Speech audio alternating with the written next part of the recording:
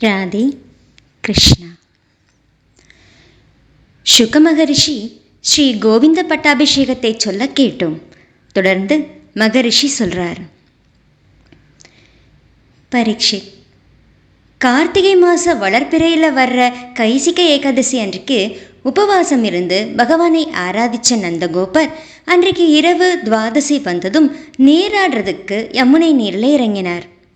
இரவில் அது அசுர வேளைங்கிறதை அறியாத நந்தர் நீரில் மூழ்கினதும் வர்ணனோட பணியாளனான அசுரன் ஒருத்தன் அவரை பிடிச்சு வர்ணன் கிட்ட அழைச்சிட்டு போனான். நீரில் மூழ்கின நந்தர் வெளியே வராததை பார்த்த கோபர்கள் கிருஷ்ணா பலராமான்னு கூக்குரலிட்டாங்க. பரீட்சித், தன்னை சார்ந்தவங்களோட பயத்தை நீக்கிற பகவான் தன்னோட தந்தையை வர்ணனால் கொண்டு செல்லப்பட்டதை அறிஞ்சு வர்ணன் கிட்ட போனார். உலகத்தோட மேற்கு திசைக்கு பாதுகாவலரான வருணன் தன்னோட லோகத்துக்கு வந்த ஸ்ரீகிருஷ்ணனை பார்த்து மகிழ்ச்சி அடைஞ்சு வழிபட்டு இப்படி சொன்னார். பிரபு, இன்றைக்குத்தான் நான் உடல் பெற்ற பயன் பெற்றேன். நான் நாடியது அத்தனையும் இன்றைக்கு பெற்றேன். தங்களோட திருவடிகளை பற்றினவங்க யாரோ அவங்களே சம்சாரக்கடலை கடக்கிறாங்க. யோகிகளுக்கு பரமாத்மாவாகவும் வேதாந்திகளுக்கு பரபிரம்மமாகவும் பக்தர்களுக்கு பகவானுமான தங்களுக்கு நமஸ்காரம். மாயை தான் இந்த உலகம் வேற நீங்கள் வேறன்னு சித்தரிக்குது. அந்த மாயை உங்ககிட்ட செயல்படுறதில்ல. செய்யத்தக்கதை அறியாமல் தங்களோட தகப்பனாரை அழைச்சிட்டு வந்துட்டான். அதை நீங்கள் பொறுத்துருளணும். இதோ உங்கள் தகப்பனார், அழைச்சிட்டு போங்க.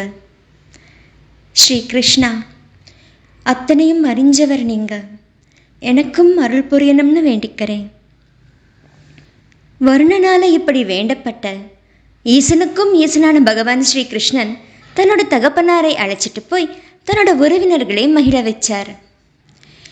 மனித அறிவுக்கு எட்டாத பெருமையை உடையவரான லோக பாலகரான வருணன் ஸ்ரீ கிருஷ்ணன் கிட்ட காட்டின தாழ்மையை பார்த்து வியந்து போன நந்தர் தன்னோட உற்றார் உறவினர்கள்கிட்ட சொல்லி ஆச்சரியப்பட்டார்.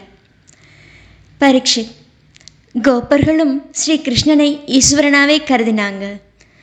சர்வேஸ்வரனான ஸ்ரீ கிருஷ்ணன் தனக்கே உரித்தானதான அறிஞ்சிக்க முடியாததுமான தன்னோட ஸ்ரீ வைகுண்டத்தை நமக்கு காட்டுவானான்னு ரொம்பவும் ஏங்கினாங்க. எல்லாம் அறிஞ்சவரான பகவான் தன்னை சார்ந்தவங்களோட உள்ள கிடக்கையை அறிஞ்சு அவங்களோட எண்ணம் நிறைவேற சிந்திச்சார். அறியாமையால் ஆசை வயப்பட்டு அதுக்காக செயல்படுற மக்கள் அந்த செயல்களுக்கு ஏற்ப தேவர், மனிதர், விலங்குன்னு பல பல பிறவிகளில் சுழன்று தன்னோட உண்மை நிலையை உணர்றதில்லையே. பெரும் கருணை கொண்டவரான பகவான் ஸ்ரீஹரி இப்படி சிந்திச்சு இருள் சூழ்ந்த இந்த உலகத்துக்கு அப்பால் இருக்கிற தன்னோட ஸ்ரீ வைகுண்டத்தையும் தன்னோட பிரம்மஸ்வரூபத்தையும் கோபர்களுக்கு காட்டினார். முதல்ல சத்தியமானதான, ஞானமே வடிவானதான, எல்லை காணாத பெருமை வாய்ந்ததுமான, ஜோதிர்மயமானதான, முக்குணங்களோட பாதிப்பு அகன்று போய் மனசு ஒழிஞ்சு போய் சமாதி நிலையில் இருக்கிறவங்க மட்டுமே உணர்துமான தன்னோட பரமாத்ம ஸ்வரூபத்தை காட்டினார். அப்புறம் பகவான் அவங்களை யமுனையில் இருக்கிற பிரம்மஹ்ரதம்ங்கிற மடுவுக்கு அழைச்சிட்டு போய் நீராட வச்சார். மூழ்கி எழுந்திருச்சு அவங்க ஸ்ரீ வைகுண்டத்தை தரிசிச்சாங்க. முதல்ல அக்ரருக்கும் பகவான் இங்கே தான் ஸ்ரீ வைகுண்டத்தை காட்டியிருக்கார். நந்தர் முதலான கோபர்கள் அதை பார்த்து பரமானந்தம் அடைஞ்சாங்க. அங்கே வேதங்கள் உருவம் ஏற்றுக்கிட்டு பகவானான ஸ்ரீ கிருஷ்ணனை துதிக்கிறதை பார்த்து வியப்படைஞ்சாங்க.